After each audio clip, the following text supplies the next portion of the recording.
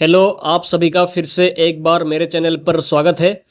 तो ये वीडियो में हम जानेंगे अगले 5 से लेकर अगले 15 दिनों का पूरा मौसम के बारे में, कहाँ पर कितनी बारिश होगी और गर्मी का प्रभाव से और टेम्परेचर में कब से कमी आने की संभावना है, और जीएफएस का और ECMWF का अगले 10 से लेकर अगले 15 दिनों का रेनफॉल के ऊपर भी डिस्कस होगा इस वीडियो में। So kindly watch the video till the end and subscribe to my channel now for more regular weather forecasting videos. तो आज 30 अप्रैल है और ये आज का सैटेलाइट मैप है। इसमें हम एक पश्चिमी विक्षोभ को उत्तरी पाकिस्तान और एडजॉइनिंग उत्तर भारत के ऊपर देख सकते हैं।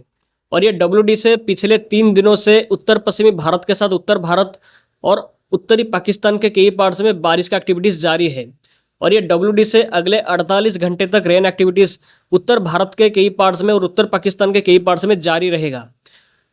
इसके साथ एक साइक्लोनिक सर्कुलेशन उत्तरी असम के ऊपर भी दिखाई दे रही है, जिसके इफेक्ट से असम, मेघालय, नागालैंड, मणिपुर, मिजोरम, त्रिपुरा, सिक्किम के साथ अरुणाचल प्रदेश के कई पार्ट्स में भारी बारिश और आंधी का प्रभाव जारी रहेगा अगले 5 दिनों तक। इसके साथ एक और साइक्लोनिक सर्कुलेशन दक्षिणी पश्चिमी अरब सागर के ऊपर भी दिखाई दे रही है, जिसका भारत के ऊपर कोई भी प्रभाव नहीं है। तो सिक्किम के कई पार्ट्स में हेल स्टॉर्म गिरने की भी संभावना है आज से लेकर 2 मई तक। और आज और कल उत्तर पूर्वी भारत के सभी पार्ट्स में भारी बारिश होने की संभावना है, बट अरुणाचल प्रदेश, असम, मिजोरम, त्रिपुरा में भारी से बहुत भारी बारिश भी हो सकता है अगले 2 दिनों तक। बट मेघालय के कुछ पार्ट्स में एक्सट्रीमली हेवी रेनफॉल भी हो सकता है 2 और 3 मई को। बट पश्चिमी विक्षोभ का प्रभाव से जम्मू कश्मीर, लद्दाख, गिलगित बिल्तिस्तान, मुजफ्फराबाद, हिमाचल प्रदेश और उत्तराखंड के कई पार्ट्स में बारिश और स्नोफॉल का प्रभाव 1 मई तक जारी रहेगा। और पश्चिमी मध्य प्रदेश, पूर्वी उत्तर प्रदेश और बिहार में तेज हवा 25 से लेकर 30 किलोमीटर तक चलने की संभावना है 2 मई तक। सो इसके साथ केरला और माहे में अगले 7 दिनों तक बारिश गरज चमक के साथ होने की संभावना है। सो अभी के हिसाब से 3 मई से एक और पश्चिमी विक्षोभ आने की संभावना है, जिससे फिर से उत्तरी पाकिस्तान में 3 मई से बारिश और स्नोफॉल में इंक्रीज करेगा। और उत्तर पश्चिमी भारत और उत्तर भारत में फिर से 4 मई के बाद से बारिश, स्नोफॉल, आंधी तूफान में इंक्रीज करने की संभावना है। और 5 मई के बाद फिर से एक और पश्चिमी विक्षोभ आएगा, जिससे फिर से बारिश इंक्रीज करेगा 5 मई के बाद। इसके ऊपर थोड़ा आगे हम बात करेंगे। सो अभी टेम्परेचर के बारे में डिस्कस करेंगे। तो अभी भारत के कई पार्ट्स में 42 से लेकर 45 डिग्री के बीच में टेम्परेचर दर्ज हो रहा है। Specially Orissa, West Bengal, Bihar, east Uttar Pradesh, east Madhya Pradesh, coastal Andhra Pradesh, Yanam, Rayalaseema, Jharkhand, Vidarbha के साथ Madhya Maharashtra, Marathwada, Telangana, Tamil Nadu, Puducherry, Karaikal, north interior, Karnataka, west Madhya Pradesh में सीवियर हीट वेव की कंडीशन जारी है। ये सभी पार्ट्स में टेम्परेचर 42 से लेकर 45 डिग्री के बीच में रिकॉर्ड हो रहा है। और 40 से लेकर 42 डिग्री के बीच में पश्चिमी मध्य प्रदेश, पूर्वी राजस्थान, गुजरात, केरला और माहे में दर्ज हो रहा है। और गंगेटिक वेस्ट बंगाल, सब हिमालयन वेस्ट बंगाल, उत्तरी उड़ीसा के साथ बिहार के हिस्सों में जो टेम्परेचर है वो सामान्य से 4 से लेकर 8 डिग्री तक अधिक है। तो सीवियर हीट वेव की condition Odisha, Bihar, Gangetic West Bengal में 2 मई तक जारी रहेगा। बट 2 मई के बाद सीवियर हीट वेव की कंडीशन से राहत मिलने की संभावना है। और रायलसीमा में 3 मई तक सीवियर हीट वेव की कंडीशन जारी रहेगा।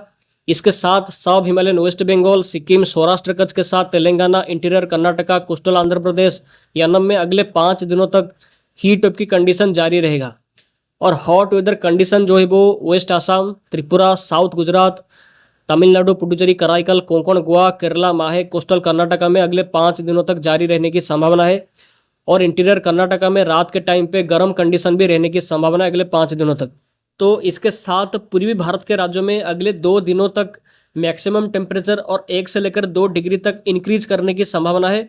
बट 4 मई से पूर्वी भारत के राज्यों में मैक्सिमम टेम्परेचर में कमी आना स्टार्ट करेगा, क्योंकि बारिश और आंधी का प्रभाव इंक्रीज करेगा 4 मई के बाद से पूर्वी भारत के राज्यों में।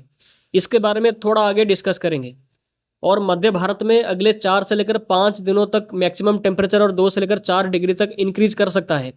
और तमिलनाडु में मैक्सिमम टेम्परेचर और 2 से लेकर 3 डिग्री तक इंक्रीज कर सकता है अगले 3 दिनों तक। और बाकी के पार्ट्स में अभी टेम्परेचर जैसा है वैसा ही जारी रहेगा, कोई सिग्निफिकेंट चेंजेस होने की संभावना नहीं है। सो यहाँ पर हमने टेम्परेचर के बारे में भी डिस्कस कर लिया है। तब चलिए अगले 10 से लेकर अगले 15 दिनों के बीच में भारत में कहाँ कहाँ पर कैसी बारिश होगी इसके बारे में नज़र डालते हैं। तो ये ECMWF का अगले 5 दिनों का रेनफॉल का एक्टिविटीज़ का मैप है। इसमें हम देख सकते हैं कि आज से लेकर 5 मई तक जम्मू कश्मीर, लद्दाख, गिलगित बिल्तिस्तान, मुजफ्फराबाद, हिमाचल प्रदेश और उत्तराखंड में WD के इफेक्ट से बारिश और स्नोफॉल का एक्टिविटीज़ दिखाई देगा। और असम, मेघालय, नागालैंड, मणिपुर, मिजोरम, त्रिपुरा और अरुणाचल प्रदेश, सिक्किम पे भारी बारिश का प्रभाव इस टाइम के दौरान भी दिखेगा। और केरला में इस टाइम के बीच में बारिश होने की संभावना है। और ये अगले 10 दिनों के अंदर का रेनफॉल का मैप है, यानी कि 5 मई से लेकर 10 मई तक का ये रेनफॉल का मैप है।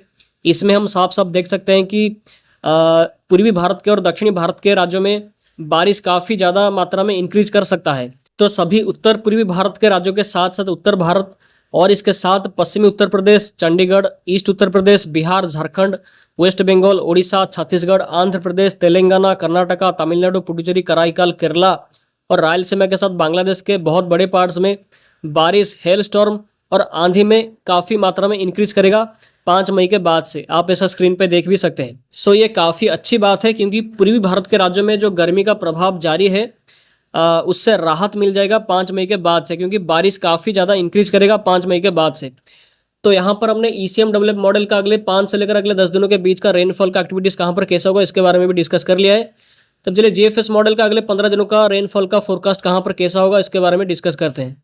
तो ये GFS का अगले 15 दिनों का रेनफॉल का फोरकास्ट का मैप है।